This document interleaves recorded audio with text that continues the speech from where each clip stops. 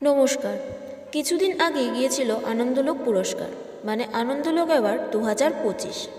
Serial জগৎ থেকে অনেকেই ছিলেন নমিনেশনে আনন্দলোক অ্যাওয়ার্ড 2025-এ, কিন্তু নমিনেশন থেকে যাদের হাতে 2025-এর আনন্দলোক অ্যাওয়ার্ডটি এসেছেন তারা হলেন আপনাদের প্রিয় অভিনেতা অভিনেত্রীরা।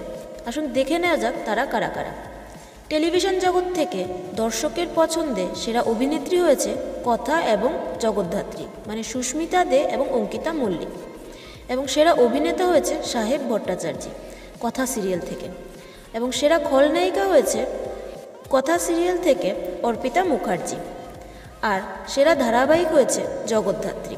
তো বন্ধুরা, আনন্দলোক অ্যাওয়ার্ড 2025-এ যারা পুরস্কৃত হয়েছে তাদের নিয়ে আপনারা কতটা খুশি, এবং আর কারা পুরস্কার পেলে আপনাদের ভালো লাগতো সেটা আমাদের চ্যানেলে কমেন্টে জানাবেন।